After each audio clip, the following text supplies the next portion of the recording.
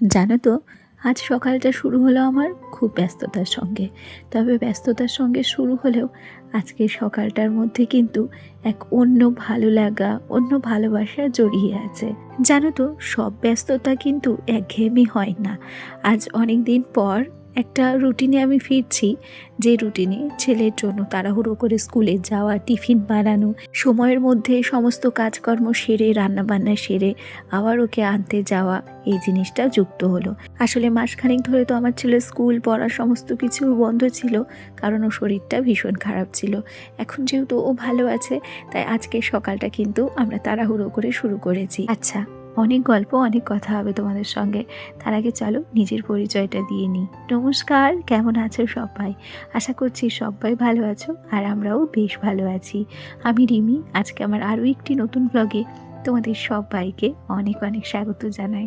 যাই হোক, সোনাকে ওদিক থেকে রেডি করে দিয়ে ওর জন্য খাবার রেডি করলাম। আজকে যেহেতু প্রথম পরীক্ষা দিতে যাচ্ছে, ওর ফার্স্ট টার্ম এক্সাম চলছে, শরীরটা খারাপ ছিল বলে বেঙ্গলি আর ম্যাথ এই দুটো এক্সামও দিতে পারেনি। আজকে হচ্ছে ওর ইংলিশ এক্সাম আছে। ঘুম থেকে উঠে বাসি কাজকর্ম সেরে আগে নিজে রেডি হয়েছি, তারপর সোনাকে রেডি করিয়ে দিয়েছি। এরপরে না, জানো তো, আর ও ঘরে যাইনি। ও ঘর থেকেও কিছু জিনিস নিয়ে এলাম, যেমন দুধ, চিড়ে আর চা চিনি। আজকে ইন্ডাকশানে ছেলের জন্য খাবারটা রেডি করেছি, আর সেই সাথে নিজের জন্য এক কাপ চাও করে নিয়েছিলাম। আসতে দেরি হতে পারে, তাই আমার সোনাকে কিন্তু চিড়ে খাইয়েছি। আর গল্প করতে করতে এখন কিন্তু আমরা বেরিয়ে পড়েছি স্কুলে যাওয়ার উদ্দেশ্যে। যেহেতু আগের দুটো এক্সাম আমার ছেলে দেয়নি, তাই কোন সময়ে যে আমরা স্কুলে আসবো আমি সঠিক বুঝতে পারিনি। তাই জানো তো, সময়ের অনেক আগে স্কুলে পৌঁছে গেছি। স্কুলে এসে দেখছি খুব কম সংখ্যক স্টুডেন্টরাই এসেছে। যাই হোক, আমার ছেলেও অনেক দিন পর স্কুলে আসলো, তাই পুরানো বন্ধুদের সঙ্গে ও কিন্তু অনেক খেলা করেছে। আর এখন ওরা ওদের ঘরে বসেও পড়েছে এক্সাম দিতে। বাইরে থেকে একটু ভিডিও ক্লিপ তুলে রেখেছিলাম, তারপর কেউ আর বাড়ি যায়নি, সবাই স্কুলের বাইরেই বসেছিলাম। আর এখন পরীক্ষা শেষও হয়ে গেল, আজকে ফিরতে কিন্তু একটু দেরি হয়েছিল, তাই রান্নাবান্না বলতে আমি কিচ্ছু করতে পারিনি। ও ঘরে রান্না হয়েছিল, সেটা দিয়ে ছেলেকে ভাত খাইয়ে দিয়েছি। আজকে আমার শাশুড়ি মা করেছিল মটরের ডাল, সেই সাথে আলু ভাজা। আর আলু ভাজা খেতে আমার ছেলে ভীষণ পছন্দ করে। এখন তো গরমকাল, লেপ কম্বল ভাঁজ করার তো কোনো প্রশ্নই ওঠে না। তাই সকালবেলা স্কুলে যাওয়ার আগে মোটামুটি একটু আধটু করে আমি কিন্তু খাটটাকে গুছিয়ে রেখে গিয়েছিলাম। তবে খুব একটা যে পরিপাটি করে খাটটাকে পরিষ্কার করে গেছিলাম তা কিন্তু নয়। ওই বালিশ টালিশগুলো নামিয়ে রেখে গিয়েছিলাম, মানে যতটা সম্ভব কাজ এগিয়ে রেখে যাওয়া যায় ঠিক ততটাই করে রেখেছিলাম। তারপরে এসে সোনাকে খাইয়ে দিয়েছি। ও এখন বাইরে খেলা করছে, আর সেই সুযোগে আমি কিন্তু ঘরের কাজকর্মগুলো করছি। আজকে দেখেছো, খাটটাকে একটু নতুনভাবে সাজাচ্ছি। অন্যান্য দিন কোলবালিশটাকে কিন্তু বালিশের পাশেই দিই, আজকে কোলবালিশটাকে একটু সাইডে রেখেছি, আর সেই সাথে টেডি বিয়ার দুটোকে খাটের সাথে হেলান দিয়ে রেখেছি। আর এই যে বিছানার চাদরটা দেখছো, এই বিছানার চাদরটা কিন্তু নতুন পেতেছি। তবে একটা কথা বলি, এই বিছানার চাদরের বয়স জানো কত? এই বিছানার চাদরের বয়সটা মোটামুটি 7 বছর। যখন আমরা বাঁকুড়া ছিলাম তখন একসাথে 3টে বেডশিট কিনেছিলাম।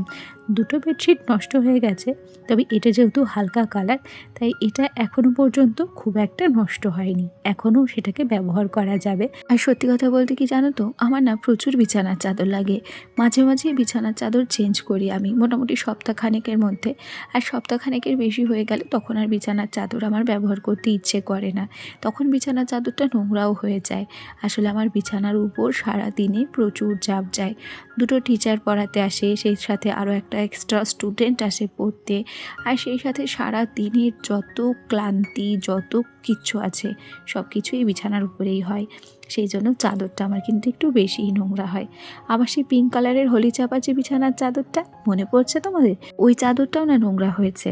কারণ কি, ওই চাদরটা পেতে আমরা শুইনি ঠিকই, বিছানায় পাতা ছিল, তবে আমরা ছিলাম না। আমি ছিলাম বাবার বাড়ি মোটামুটি 1 সপ্তাহেরও উপরে।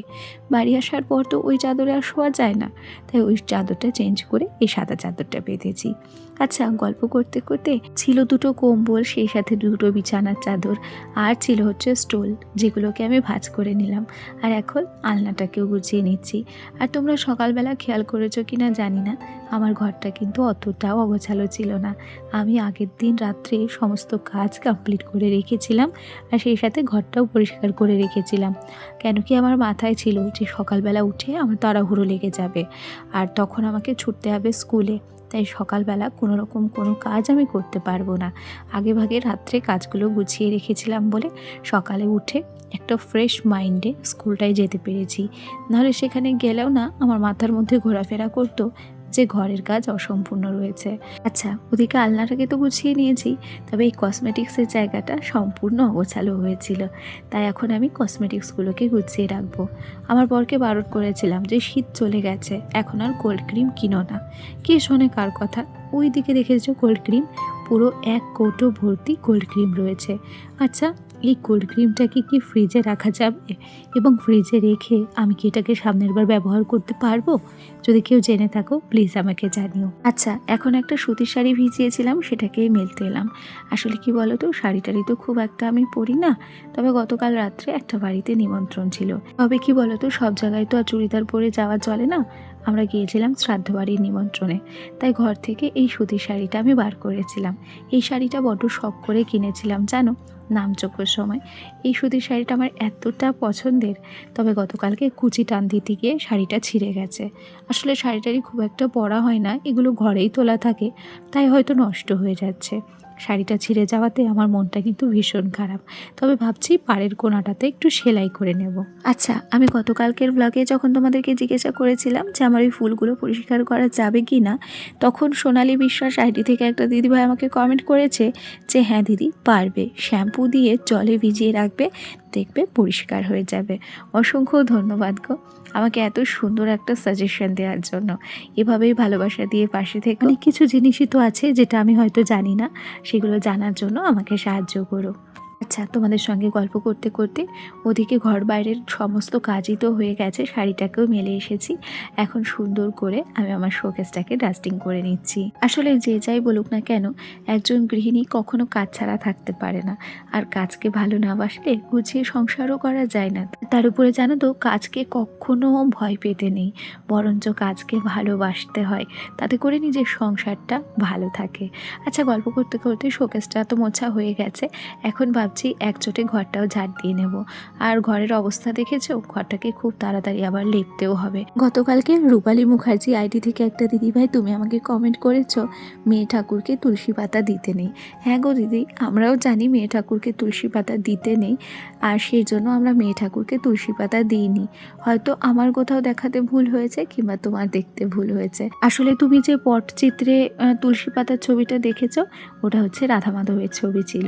রাধা মাধবের চরণে আমি তুলসী পাতা দিয়েছিলাম, কিন্তু রাধারানীর চরণে আমি দিইনি। আচ্ছা, ব্যস্ত সকাল থেকে শুরু করে বিকেল পর্যন্ত কী কী কাজ আমি করি সমস্তটাই তোমাদের সঙ্গে শেয়ার করলাম।